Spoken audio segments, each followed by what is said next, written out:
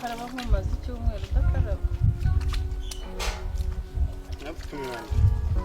Ariko no gucisha mu kanwa. Amazi.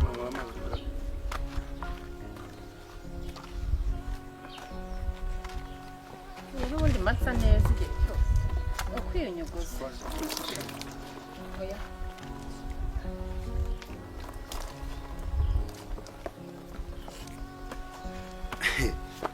Ayaya.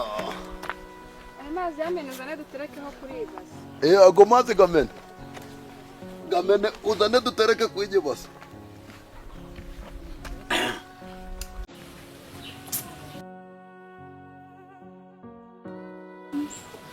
Ibi bijumba rero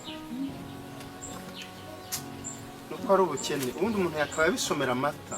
Ubundi pana hani guco bigendaga. Nshima nuko twabonye navuga turishe. Ukora? Ibintu byo guhora n'iby'ibijumba ubundi nta n'ikintu mwahinduraho.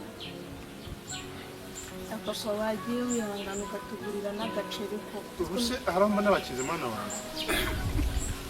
Ariko mwagiye munyuruka. Yemba binaryoshye. Papa nawe ndushaje uramurenganya. Nawe ndakwaba atagize burana uko Ibi bintu ni sawa murabibona? nawe byaranze buri. Nta n'unyitayeho kubera inda nini.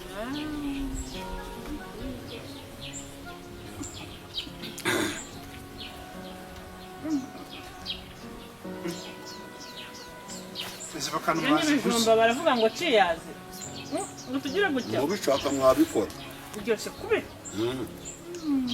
Shazo shazo. Umva, izibakana mwazi kwe nimuzasubireyo. Papa ariko ziraryoshye. Niyo mpamvu abana bo kwa Rutubirajigo babayeho neza. Abana baratamba, batambana ifiriti, baratamba, bagatambana ibirayi mu ntoki. Ariko twebwe ni ukurya amateke, ni ukurya ibijumba, njya ubuzima ndanaburambiwe. Bakubwira ko nabo ibijumba bibahenda. Muraburambwe ese umuryango wawe ushaka kugurambirwa. Aja kuvuka ku bandi bapapa. Sukora. Ubundi umenye ifiriti gute? Tutayiba. Asiga urirata. Mundekere umwana. Kandi kwa jari kunjaka kuvuga kugusebya. Cyamurira umutinda cyakona nyine mureke none gire Cyakora. None si ibijumba birabizi. Erega tubirya buri gihe Imana. Ariko uzi ko hari n'abatabibonye. Byose None nani. gushima Imana ko nayo yabiduhaye.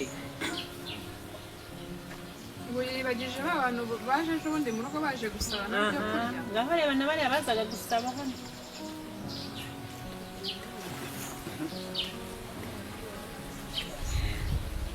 umva. Usoza njye nta mbaraga mfite. Basumukira ahandi. Genda undi y'amatafari atwikiye. Urumva? Runini neza atwikiye dore ikire kirasa nabi. Ariko hari hakenewe n'agashana nuko. Waba warabitse ngo utume Rodomo aratuzana agashana. Harya igipo cy'agashakirwa giti. Magana atatu. Rodomo.